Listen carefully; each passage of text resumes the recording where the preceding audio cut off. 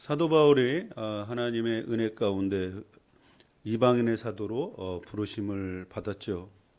그래서 이방인을 위해서 그가 얼마나 수고하고 헌신했는지는 바울 서신을 통해서 우리는 잘 알 수가 있습니다. 그는 그 사람들을 구원하고 세우기 위해서 해산에 수고를 했다고 하고 많은 어학 가운데 죽을 고비를 수없이 넘긴 그런 어려운 가운데서도 복음을 전했습니다. 이 이방인의 사도로서 그가 많은 일을 했지만 그의 심령 가운데는 항상 유대인에 대한 이스라엘에 대한 그 생각을 가지고 있었습니다. 그렇기 때문에 이스라엘을 생각할 때마다 그는 마음에 근심과 고통이 있었다고 말씀을 하고 있습니다. 바울이 로마서에서 유대인에 대한 그 특별한 감정을 많이 드러내고 있는데요. 그것은 그도 또한 유대인이라고 하는 것입니다. 그것도 정통 유대인이라는 것이죠. 그 당시에 이제 그 유대교로 이방인이면서 유대교로 개종한 사람들이 있었고 또 이스마엘의 후손도 있었습니다. 그리고 또 이제 정통 유대인이 있었는데 그 바울 같은 경우엔 자신은 정통 유대인이다라고 하는 것을 빌립보서 3장 5절에서 강조를 하고 있습니다. 빌립보서 3장 5절 말씀에 보면 나는 8일 만에 할례를 받고 이스라엘 족속이요 베냐민 지파요 히브리인 중에 히브리인이요 율법으로는 바리새인이다라고 자신을 자랑하고 있습니다. 자신의 어떤 그 태어난 거 육신으로 봤을 때는 어느 누구와도 견줄 수 없을 정도로 자신은 정통 유대인이다라고 하는 것을 자랑삼아 이렇게 말씀을 하고 있습니다. 여기서 나는 8일 만에 할례를 받은 사람이다. 이것은 무엇을 뜻하냐면 그 당시에 이방인이면서 유대교로 개종한 사람들이 있었어요. 근데 그런 사람들은 그 태어나서 8일 만에 할례를 받는 것이 아니라 성인이 될 때까지 기다려야 되는 거죠. 성인이 되었을 때 할례를 받는 겁니다. 그리고 또 이스마엘 자손 같은 경우에는 8일 만에 할례가 아니라 난지 13일 만에 할례를 받게 되어 있었습니다.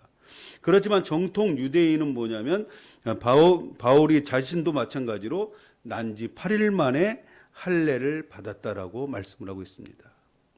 왜냐하면 이 8일 만에 할례를 행하라고 하는 것은 뭐냐면 바로 하나님께서 아브라함을 부르시고 이 부르심에 맞는 그 선민이라고 하는 하나님의 부르신 백성이라고 하는 그 언약의 증표로서 할례를 행하게 하는 거죠. 그런데 그것이 8일 만에 할례를 행하라고 말씀을 하시는 것입니다.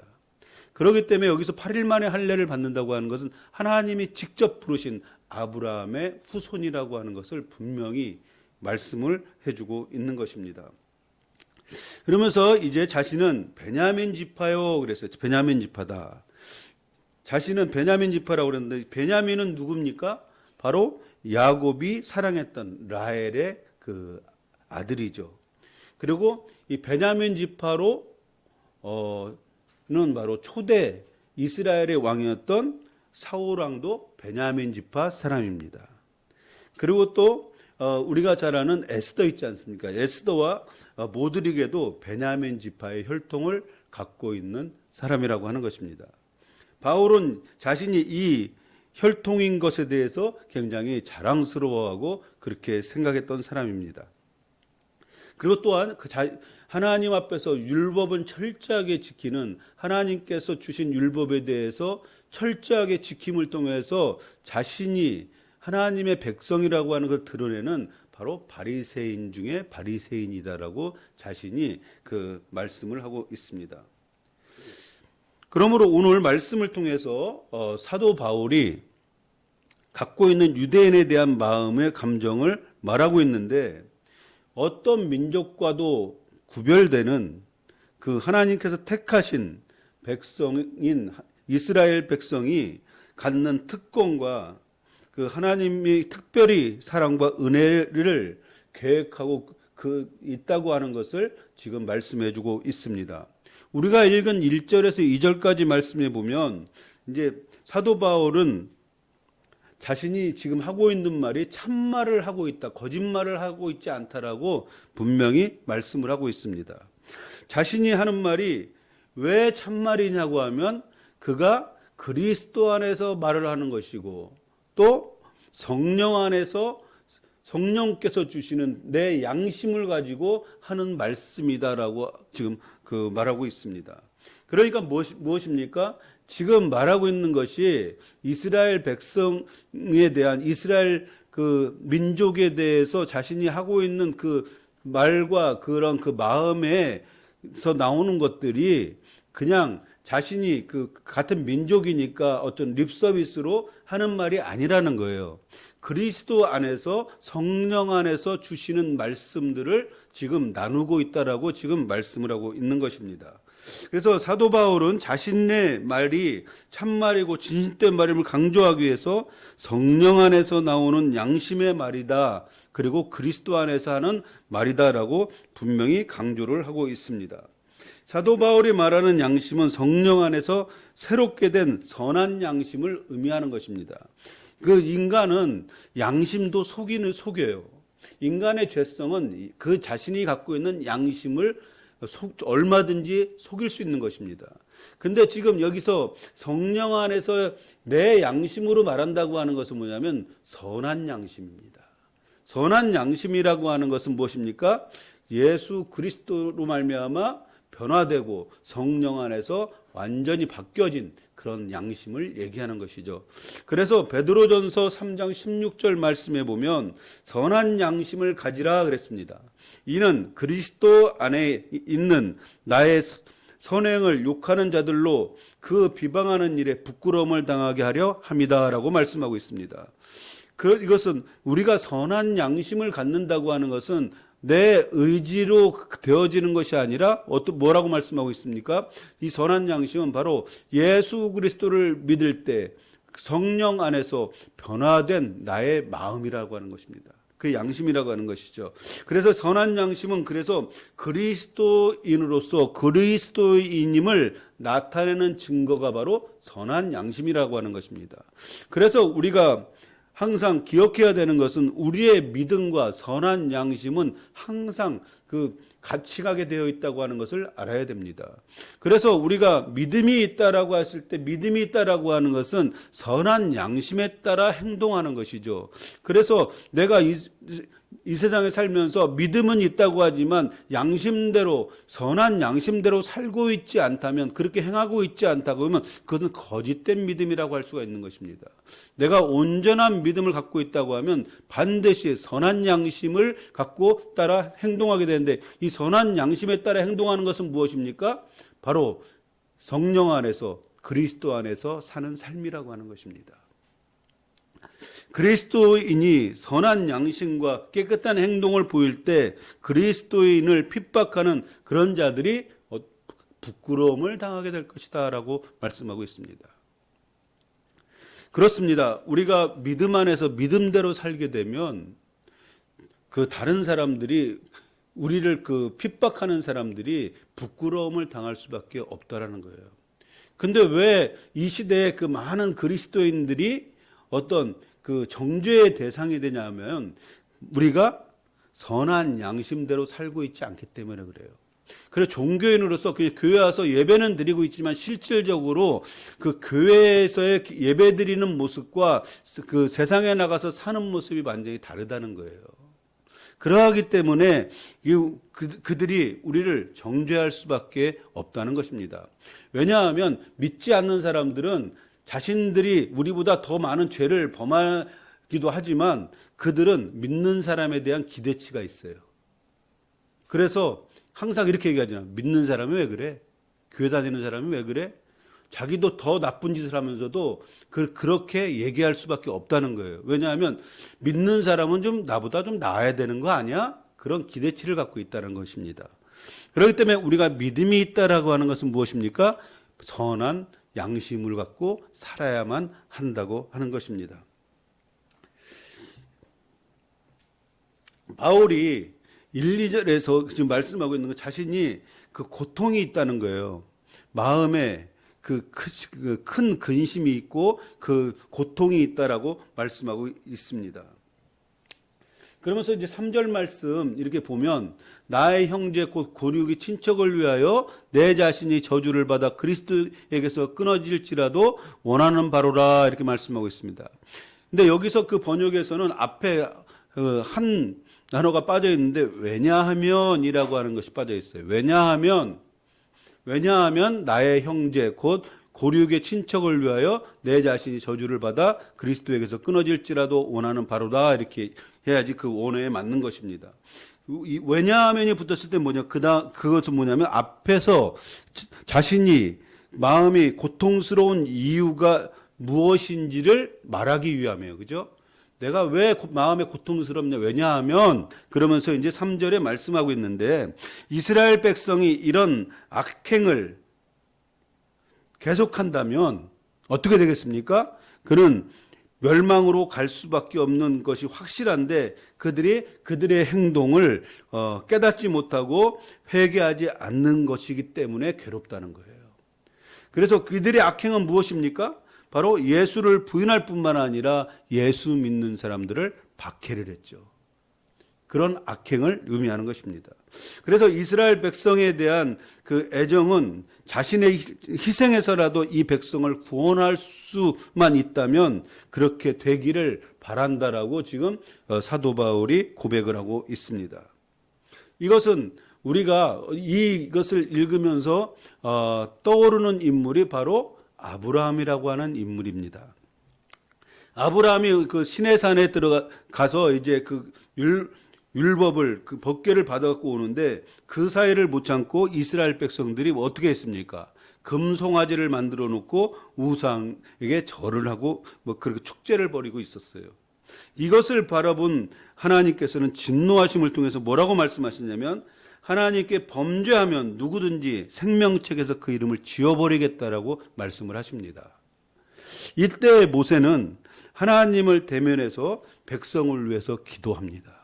그게 출애굽기 32장 3절 말씀에 나오는데 이제 그들의 죄를 사하여 주옵소서 그랬어요. 그들의 죄를 용서해 달라는 것이죠.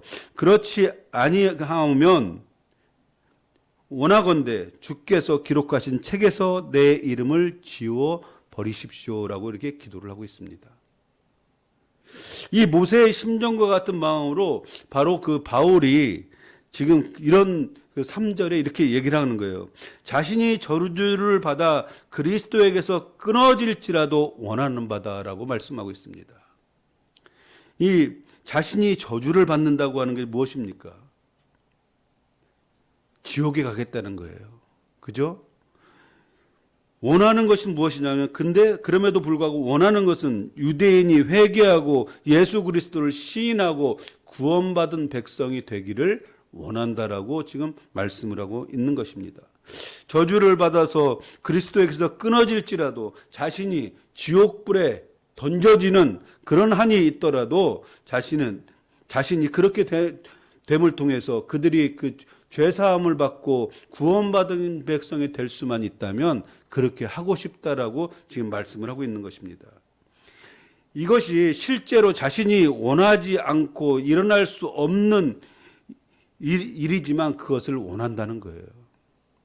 하나님은 그 사람이 그렇게 기도한다고 해서 그렇게 그 뜻을 그 마음을 받으시지만 그렇게 하지는 않을 거예요.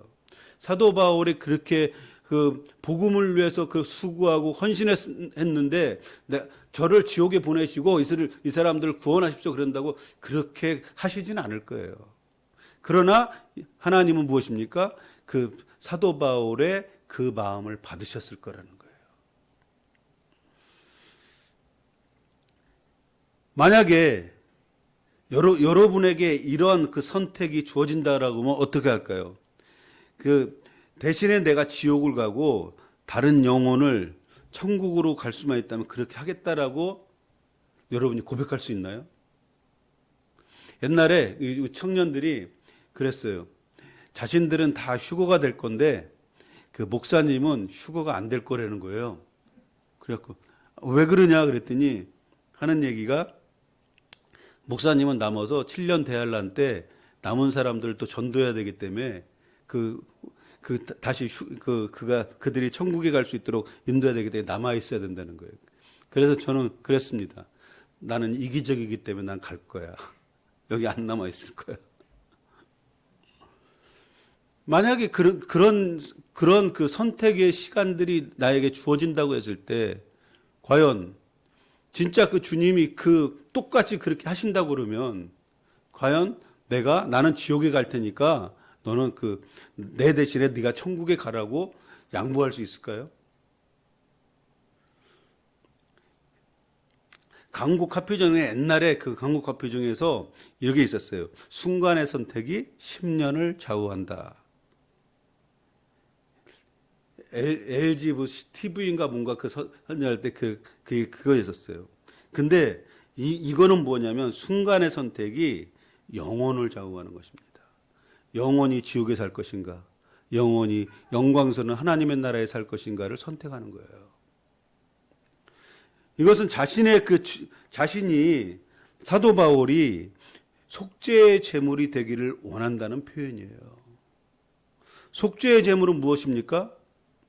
내 자신의 죄를 뒤집어 쓰고 자신이 죽는 거예요. 그것은 무엇입니까? 죄를 뒤집어 쓴다고 하는 것은 내가 지옥에 가는 거예요. 다른 사람 대신에. 그게 바로 속죄의 제물입니다. 예수님께서 속죄의 제물이 되셔서 십자가에 못 박혀 돌아가셨잖아요. 그래서 지옥에 떨어진 거예요. 죄를 안고 지옥에 떨어진 거예요. 근데 거기서 다른 사람들 같으면 진짜 짐승이 속죄의 제물 같으면 그것으로 끝인데 끝이 아니라 예수님은 사망의 권세를 이기고 부활하셨다는 거예요. 바울은 바로 예수님처럼 할 수만 있다면 자신이 죽고 이스라엘 백성들을 살리기를 원한다고 지금 이렇게 말씀을 하고 있습니다. 4절에서 5절까지의 이제 말씀을 보면 이것은 무엇이냐면 자신의 생명과도 바꾸길 원하는 사랑하는 이스라엘 백성들이 갖고 있는 하나님께서 그들에게 허락하신 특권을 설명을 해주고 있습니다. 여기서 보면 4절에서 보면 그들은 이스라엘 사람이라 그랬어요. 이스라엘 사람이라. 바로 아브라함 하나님, 이삭의 하나님, 야곱의 하나님께서 선택한 백성이라는 거예요. 그리고 이들은 선민이라고 하는 그런 생각이 있습니다.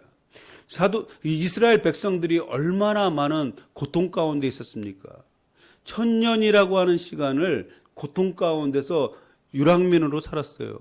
그럼에도 불구하고 그들의 그 정통성을 지키고 그렇게 다시 하나님께서 회복하시는 그 시간에 나라를 회복하고 그럴 수 있었던 것은 이 선민 사상 때문에 그래요.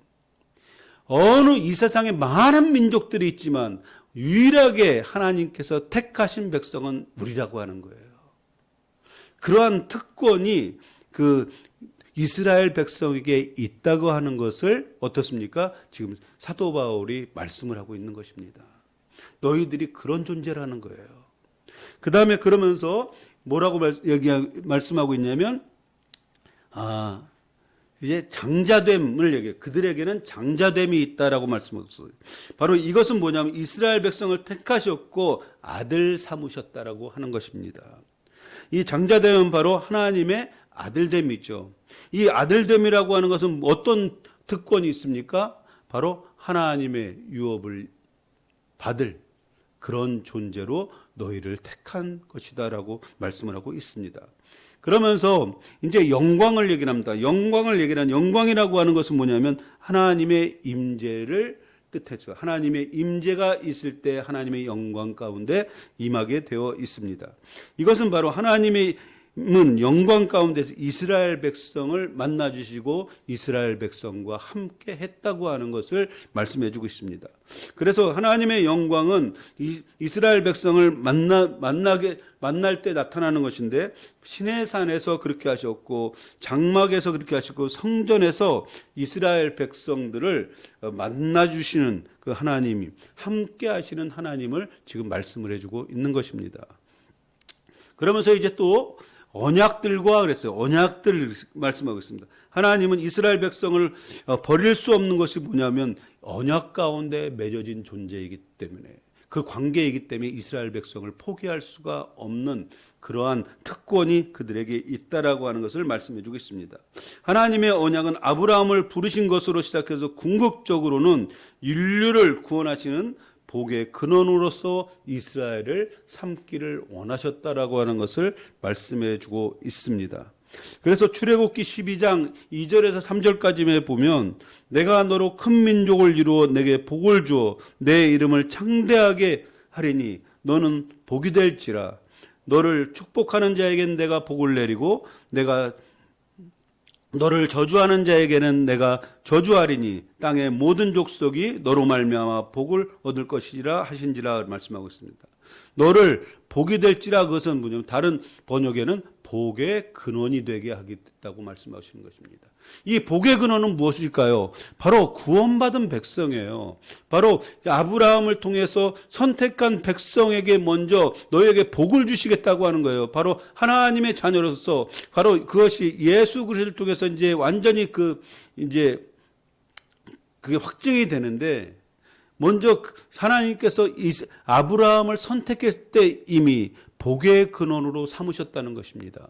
이 복의 근원으로 삼으셨다고 하는 것은 바로 이들이 복을 먼저 받은 후에 그것을 통해서 이스라엘 백성을 통해서 모든 민족에게 그 복이 흘러가게 하시겠다고 하는 하나님의 계획이라는 것입니다. 하나님이 이스라엘에 대한 언약은 복의 근원으로 삼아서 먼저 이스라엘을 구원하실 뿐만 아니라 그 후에는 인류를 구원하시기 위한 복을 함께 나누게 하시기 위한 하나님의 계획이 그 안에 있었다라고 하는 것입니다. 그러면서 이제 율법을 세우신 것이라고 말씀하셨어요. 율법을 세우신 것이라고 또 말씀을 하고 있는데, 이것은 뭐냐면 율법을 하나님께서 이스라엘 백성에게 주셨습니다. 이 율법을 주신 이유가 뭘까요? 이것은 하나님의 말씀이잖아요. 바로 하나님의 거룩함을 닮은 거룩한 존재로서 너희들이 살아야 된다라고 하는 것을 가르쳐주기 위해서 율법을 주셨다는 것입니다. 율법을 지킴은 바로 관계 속에서 가능한 것입니다. 사랑의 관계에서 벗어난 이스라엘 백성들은 어땠습니까? 그 율법을 지키는데 어떻게 지키냐면 종교적이고 교리적으로 변질된 상태에서 지키는 형식적인 그러한 모습으로 나타날 수밖에 없었다는 것입니다. 그 다음에 또한 그 예배를 얘기를 하고 있어요. 하나님은 하나님의 백성들을 로서 하나님과 만남과 교제의 수단으로서 율법의 규칙에서 예배의 의식을 허락하셨다는 것입니다. 그렇기 때문에 우리가 예배라고 하는 것을 잘 이해해야 되는 게 무엇이냐면, 예배는 무엇입니까? 아무나 그냥 드리는 것이 예배가 아니라 하나님 앞에서 드려지는 예배는 하나님의 백성으로서 하나님 앞에 드려지는 것이라는 거예요. 여러분이 그 예배를 중요하게 여겨야 되는 것이 무엇입니까? 바로 예배를 통해서 내가 하나님의 자녀가 된 것을 확인하는 거예요. 그렇기 때문에 예배는 그 중요한 것입니다. 왜냐하면 예배를 허락하신 것이 하나님이시기 때문에 그래요. 내가 예배를 드리고 싶어서 드리는 것이 아니라 하나님께서 허락하셨고 여러분을 이 자리에 불러 모으신 것도 성령의 감동에 의해서 이 자리에 오게 됐다고 하는 것을 여러분이 믿으시길 바랍니다. 왜냐하면 하나님은 우리를 만나기를 원하시기 때문에 만남의 장소가 무엇입니까? 예배의 자리라고 하는 거예요. 예배를 통해서 우리가 하나님의 은혜로 구원받은 자녀임을 확인하는 것입니다. 예배를 통해서 그래서 우리가 우리에게 허락하신 거룩함의 옷을 빠는 시간이 바로 예배라는 거예요. 그리고 일주일 동안 우리가 그 거룩하게 살아야 되지만 이 세상에 살아갈 때 거룩하게 살지 못하다 보면 어떻습니까? 많은 죄의 때들이 묻어 있는 거예요. 그래서 주일날 모여서 함께 예배함을 통해서 다시 그 묻었던 때들을 다 벗겨내는 것이 바로 예배라는 것입니다. 그렇기 때문에 내가 예배를 어떻게 참석하느냐에 따라서 나의 삶이 달라질 수밖에 없다는 거예요. 예배를 통해서 영적인 힘을 얻는다고 하는 것이 영적인 말씀을 공급받아서 그 영적인 양식을 먹는 것도 중요하지만 그뿐만 아니라 예배를 통해서 내 거룩함의 옷이 더럽혀진 옷들이 씻겨져 나아가는, 다시 우리가 거룩함으로 회복되어지는 시간들이 바로 예배의 시간이라는 것입니다. 하나님은 그것을 허락하셨다는 거예요. 제사의 형식을 통해서 예배를 허락하셨다는 것입니다. 또 약속들을 말씀하고 있습니다. 약속들을 말씀하고 있는데 이스라엘 백성들에게 하나님께서 주신 약속입니다. 아브라함을 통해서 약속하신 것은 열방의 아비가 되게 하겠다고 하는 약속입니다. 그럼을 통해서 아브라함과 이삭과 그리고 야곱으로 이어지는 약속을 계승하는 이스라엘 민족을 이루게 하셨다는 것입니다. 이 이스라엘 민족을 이루게 하신 것은 아브라함의 하나님, 이삭의 하나님, 야곱의 하나님, 이스라엘 민족을 이루게 하신 것이 이 선택받은 그 거룩한 백성이 되는 것이 우리 시대에 와서 어떻습니까? 예수 그리스도를 통해서 이것이 우리에게 계승되어진다고 하는 것입니다. 이스라엘의 구원의 특권은 바로 예수님께서 말씀하신 것으로도 우리가 확인할 수가 있습니다.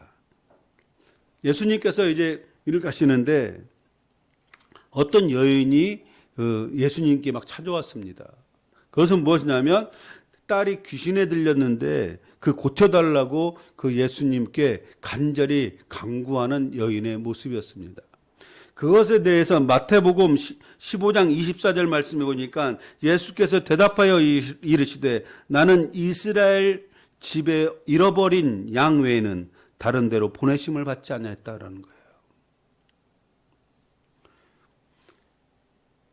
예수님은 분명히 보내신 목적이 무엇이냐면 첫째는 이스라엘을 위해서 보내졌다고 하는 것을 분명히 말씀하고 있습니다. 왜 그렇습니까? 바로 이스라엘을 사용하기 위함이에요. 이스라엘을 구원하심을 통해서 이스라엘이 예수 그리스도를 고백하고 받아들이고 구원을 받음을 통해서 어떻게 해야 됩니까? 그들이 그 복이 다른 민족에게 퍼져나가기를 원하셨다는 것입니다. 그렇기 때문에 우선순위가 어디에 있습니까? 이스라엘에게 있다고 지금 말씀을 하고 있는 것입니다. 그러면서 이제 이 똑같이 사도 바울도 이스라엘을 향한 복음의 우선순위를 말씀을 하고 있습니다. 로마서 1장 16절 말씀해 보니까 내가 복음을 부끄러워하지 아니하노니 이 복음은 모든 믿는 자에게 구원을 주시는 하나님의 능력됨이라. 이 복음은 무엇이라고요? 모든 믿는 자에게 주시는 하나님의 능력이라고 말씀하고 있어요. 그러면서 그 다음에 뭐냐? 먼저는 유대인에게요. 그리고 헬라인에게다. 먼저는 바로 이스라엘 백성인 유대인에게 그게 해당되는 것이고 그 이후에 이방인에게 복음이 전해져서 그들이 구원을 얻게 될 것이다라고 말씀을 하고 있는 것입니다.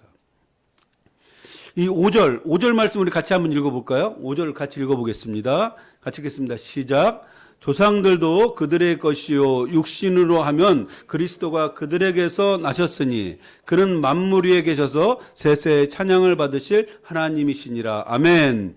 여기서 보니까 복의 우선이 이스라엘일 수밖에 없는 이유는 어디에 있냐? 바로 메시아이신 예수 그리스도가 유대인에게서 나셨다는 것입니다. 엄청난 그 축복을 지금 얘기를 하고 있는 거예요. 그러면서 뭐라고 말씀하고 있냐면 그리스도가 너희 안에서 났는데 그분은 어떤 분이냐면 너희들이 그 예배할 때 찾는 하나님, 그 하나님이시라는 거예요. 너희들이 지금 인정하지 않으려고 하고 예수 그리스도를 부인하고 있지만 그는 너희들이 날마다 찬양하고 경배하는 하나님이시다라고 하는 것을 분명히 밝히고 있습니다. 세세에 찬양받으시기 합당하신 하나님이 바로 예수 그리스도시다라고 지금 말씀을 하고 있습니다.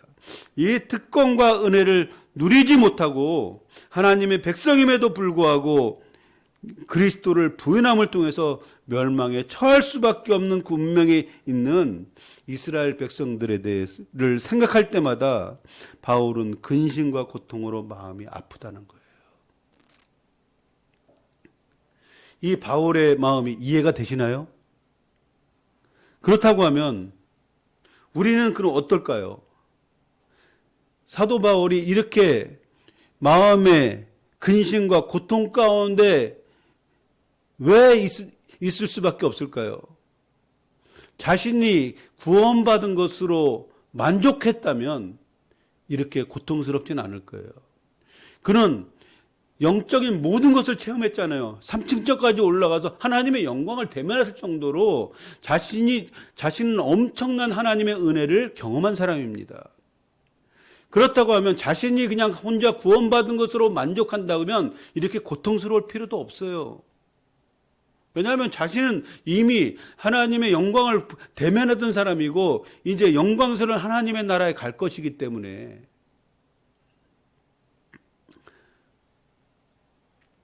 그러나 그는 그것이 그 자신이 경험한 하나님의 영광과 하나님의 나라가 얼마나 위대하고 값진 것인지를 알기 때문에 그것을 모르고 살고 있는 사람들에 대한 안타까움이 그 마음에 있다는 거예요.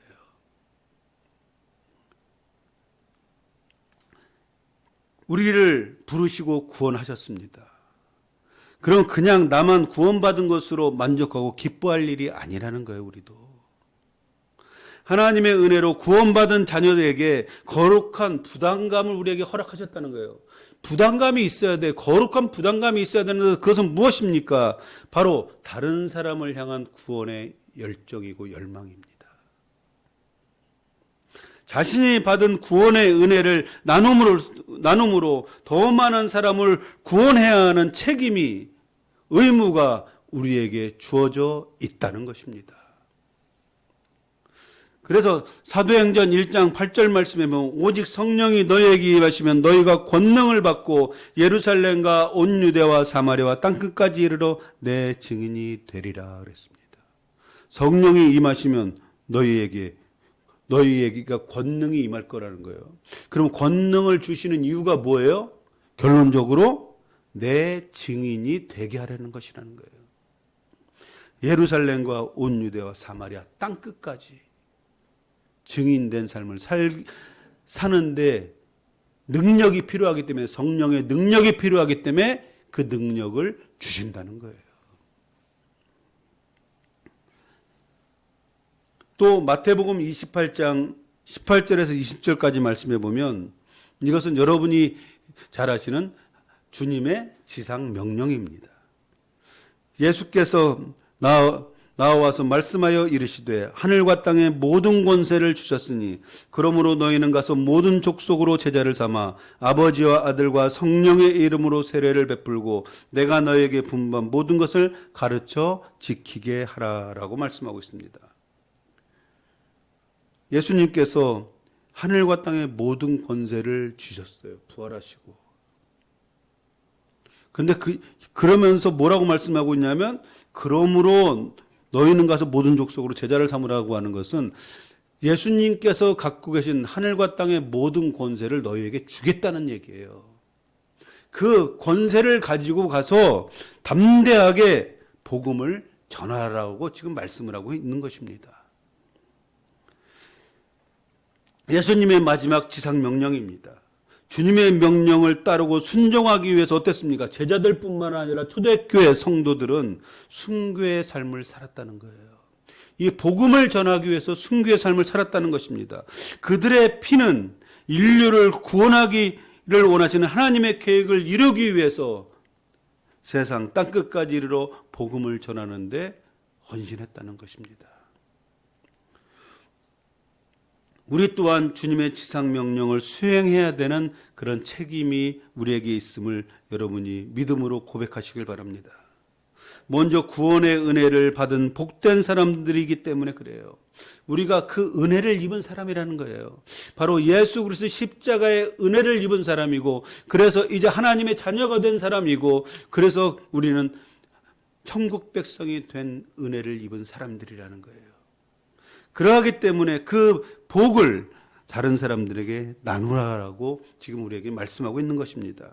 우리가 모든 민족에게 복음을 전해야 되는 이유가 있어요. 그래서 그 감리교의 창시자인 요한 웨슬레는 세계는 나의 교구다라고 그랬어요. 이것은 무엇입니까? 전 세계가 내가 관리하는 말씀을 전하고는 대상이고 목회의 대상이 되어야 된다라고 그는 그렇게 선포를 하는 것입니다. 우리가 이렇게 얘기하면 세계는 나의 교구다 그러면서 어떤 거창하게 세계 선교의 비전을 우리가 얘기한다 그러면 굉장히 부담스러울 수 있죠. 그렇지만 먼저 이러한 그 하나님의 꿈은 전 세계가 복음화되는 거잖아요. 근데 그 꿈을 이루기 위해서 우리가 가장 먼저 해야 될 일은 뭐냐면 가장 가까운 가족과 친척과 친구들에게 복음을 전하는 일을 게을리하지 말아야 된다는 것입니다. 이 세상에서 가장 가까운 관계는 누굴까요? 한쪽이 사망을 해야지만 관계가 끊어져요. 정말 그 서로 감정이 안 좋고 서로 대립을 한다고 할지라도 끊을 수 없는 관계가 있어요. 그거 뭐냐면 가족이라는 관계예요. 왜냐하면 혈육으로 맺어졌기 때문에 그래요.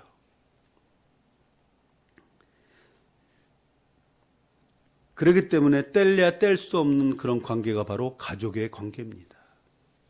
이 가족의 관계도 영원할 것 같지만 그렇게 영원하지 않아요. 이 세상에서 사는 것들이 굉장히 짧습니다. 육신으로 우리가 관계를 맺고 가족의 관계를 맺고 살아가지만 어떻습니까? 그 시간들은 짧습니다. 어떤 경우에는 그 아이가 태어나면서 죽는 아이들도 있어요. 가족의 관계로 왔지만 너무나 짧은 시간에 죽는 경우도 있어요. 영원한 관계를 유지하고 영원한 삶을 원한다면 어때야 됩니까? 믿지 않는 가족이 있다고 하면, 친구가 있다고 하면 그들을 구원시켜야 하는 것입니다. 하나님의 나라의 백성으로 삼게 해야 한다는 것입니다. 사도 바울도 3절에서 나의 형제 곧 고륙의 친척을 위하여라고 말씀하고 있어요. 피를 나는 형제고 민족이기 때문에 더욱더 애착이 가는 것입니다. 이방인의 사도로서 이방인을 위해서 얼마나 수고와 헌신을 했습니까? 그럼에도 불구하고 마음 한구석에는 항상 남아있는 것이 뭐냐면 이스라엘 백성에 대한 안타까움이에요. 왜 그렇게 애착을 가질 수밖에 없습니까? 자신도 유대인이고 이스라엘 백성이고 같은 민족이기 때문에 그런 것입니다. 그냥 놔두면 지옥에 갈 것이 뻔한데 그냥 내버려 둘 수 없다고 하는 것입니다. 이것이 바울의 마음이고 주님의 사랑에 붙잡힌 바 된 자신이 갖는 거룩한 부담감이었다는 것입니다. 주님이 우리를 부르시고 구원하신 것은 나만 구원받는 것으로 기뻐하라고 우리를 부르신 것이 아니라는 거예요. 새로운 미션을 주시는 것입니다. 그것은 무엇입니까? 바로 믿지 않는 우리 가족뿐만 아니라 친척과 친구들을 내가 만나는 모든 믿지 않는 사람들에게 복음을 전해서 그들을 구원하라는 것입니다. 히브리서 2장 3절 말씀에 보니까 우리가 이같이 큰 구원을 등한히 여기면 어찌 그 보응을 피하리요. 이 구원은 처음에 주로 말씀하신 바요 들은 자들이 우리에게 확증하신 바니 이렇게 말씀하고 있어요. 참 무서운 말이죠. 큰 구원을 등한시하면 어찌 그 보응을 피하리요. 하나님께서 보응하신다는 거예요. 그것에 대해 죄를 물으신다는 거예요. 이 큰 구원을 등한시하면. 그러면 이 말씀을 풀어서 한번 말씀해 보면 뭐냐면 이 장엄한 구원의 메시지를 소홀히 여기지 말라는 얘기예요. 그러면서 이 구원의 메시지는 먼저는 주님이 전하신 구원의 메시지라는 거예요. 그래서 그 다음은 주께서 말씀하신 그 복음을 들은 자들이 우리에게 전해줌을 통해서 우리가 구원을 얻게 되었다는 거예요. 그렇기 때문에 어떻습니까? 이 구원의 메시지에 대해서 우리가 등한시 여기지 않는다고 하는 것은 무엇입니까? 내가 예수 그리스도를 통해서 전해진 구원의 복음이 나에게까지 와서 내가 구원을 얻었듯이 마찬가지로 내가 등한시 여기지 않는다는 것은 바로 이 구원의 복음을 다른 사람에게 전해야 된다고 하는 것을 지금 말씀을 하고 있는 것입니다. 우리에게 구원의 복음을 전할 거룩한 부담을 주신 것에 우리는 감사할 수 있어야 됩니다. 주님의 복음을 전함으로 다른 사람의 구원을 줌을 통해서 그들이 구원을 누리는 축복된 그런 삶을 살 수 있도록 우리가 인도해야 하는 것입니다. 다른 사람을 구원하는 복음 전도의 거룩한 부담을 가질 수 있길 주의 이름으로 축원합니다. 이 지상 명령을 잘 감당한 사람은 하늘의 별처럼 빛나는 영광스러운 면류관을 쓰게 될 것입니다. 왜냐하면 한 영혼이 천하보다 귀하다고 했기 때문에.